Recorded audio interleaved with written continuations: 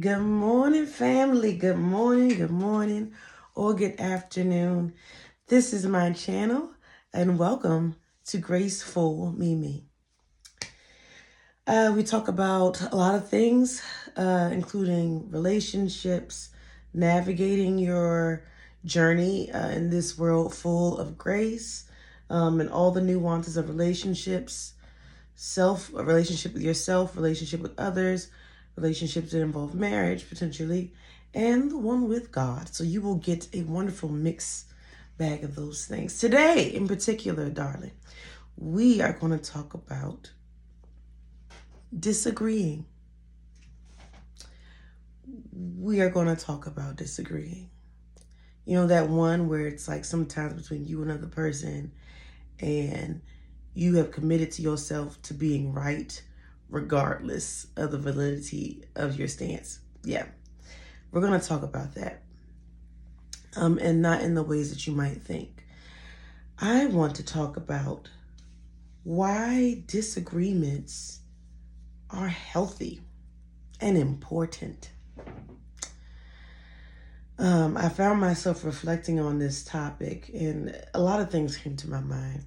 One, some of us, I'm not talking about you, but some of us will will climb the mountain and stay there in our pride just purely for the sake of being right. Now, I would argue that a lot of us get our views and values and behaviors. Some of these things we get a culture to through society. Some of these things we get a culture to through family and observation in in smaller, more localized settings.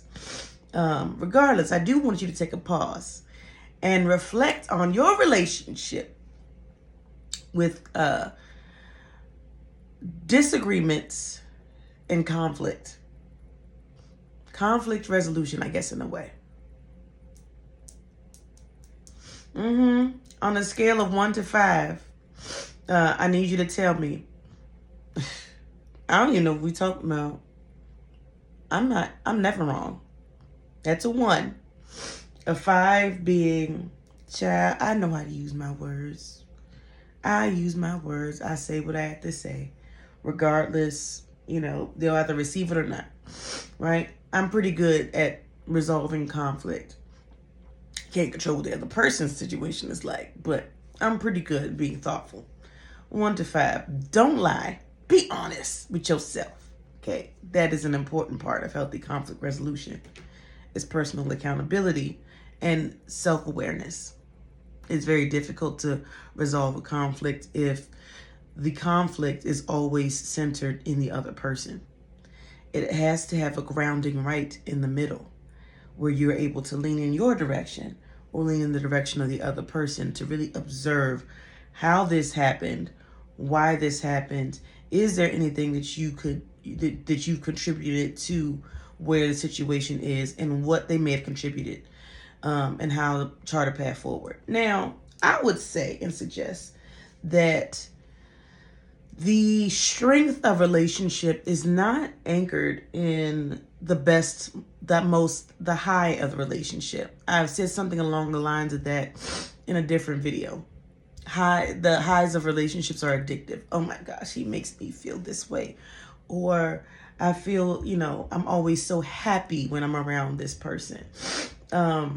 Those are some of the highs of the relationship. Like these beautiful, enthralling, exciting, emotional moments, which are great.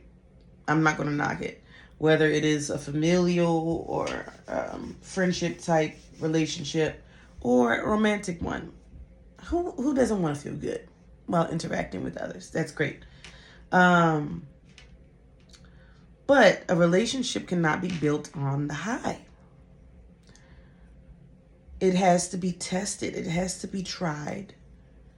That is when you find the true integrity of that relationship. And this is leaning in for 2 seconds to the romantic side. This is why it's important to take your time. This is why I'm a big fan of friendship first as it relates to potentially romantic relationships. Friendship with transparent. I'm very transparent. right? French, I believe in friendship into courting, which is I see the long-term potential of this, and I'm invested in exploring it exclusively. And beyond that, engagement and marriage. That's just me. You can do whatever works for you. No judgment, right? But that's the flow that has worked for me.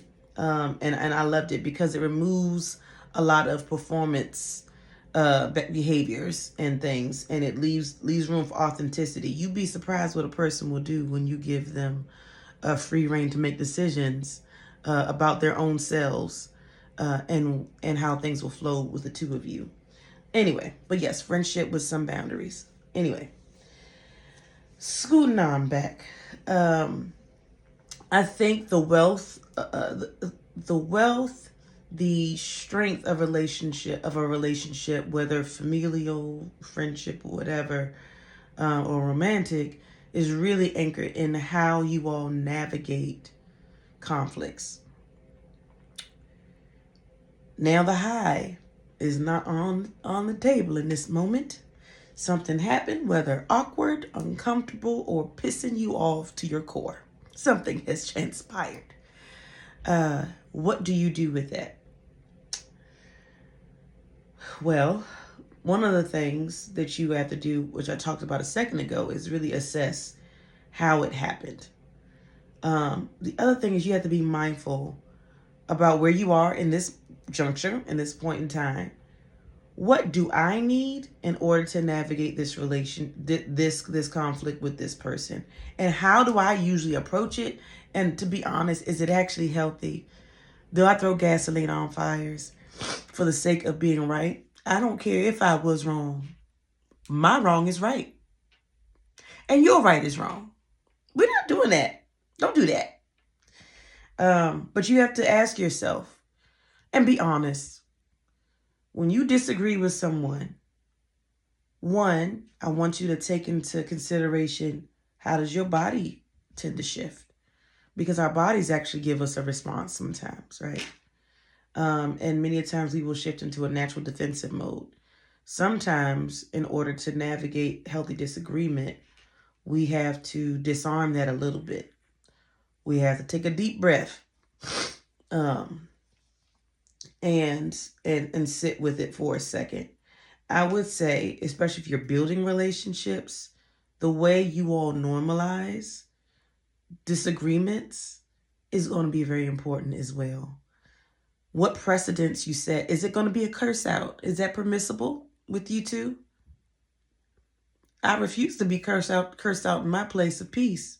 I refuse to be cursed out, period. So you really stupid if you think you're going to cuss me out and still be in my life.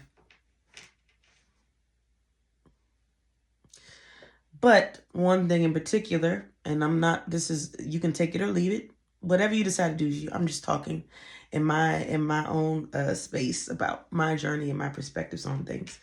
But one of the things between, and not just for religious regions, because we don't like to use certain language, but one of the things that we decided, and this is why you have to talk, right, to people, embrace friendship levels of relationships. It's the strongest level.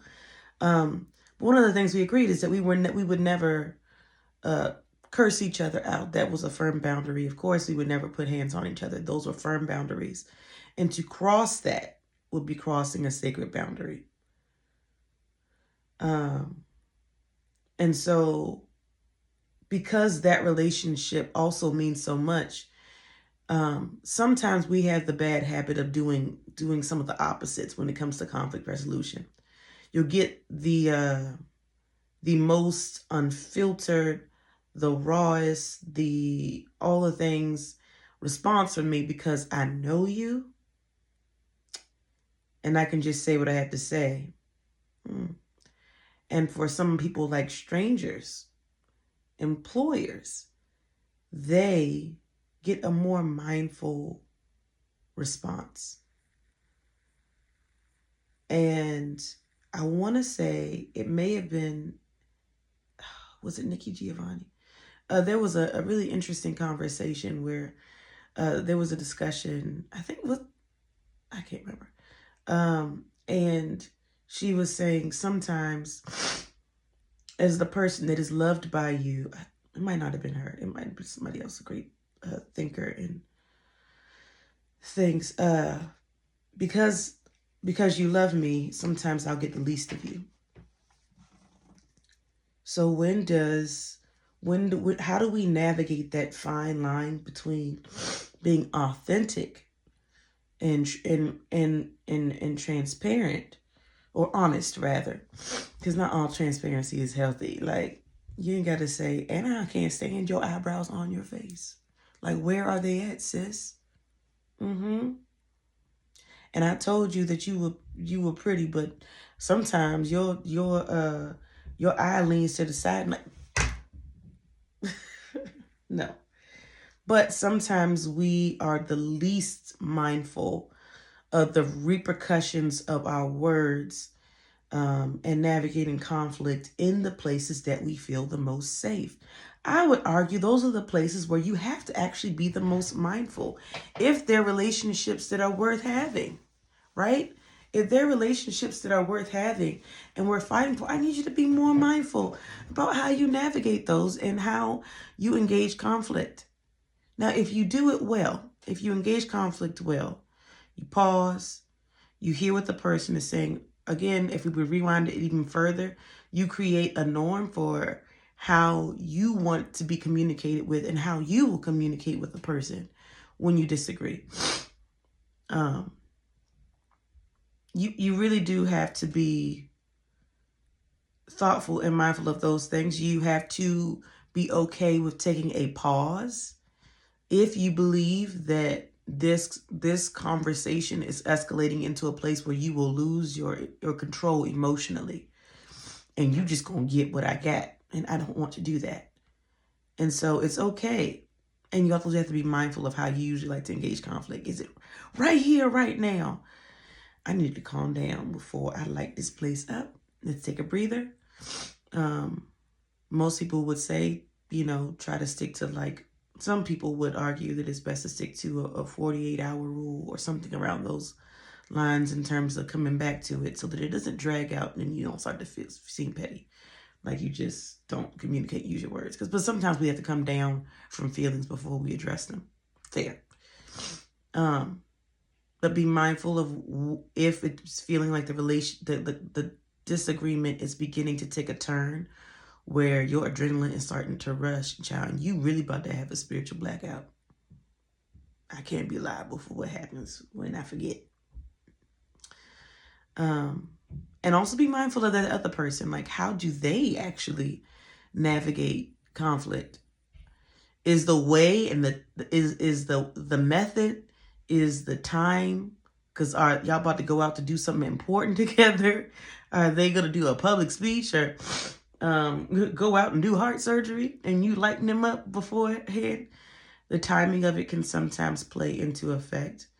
Now, it doesn't mean that you will have the luxury every single time of checking all these boxes, to be clear, because sometimes you just got to talk about stuff.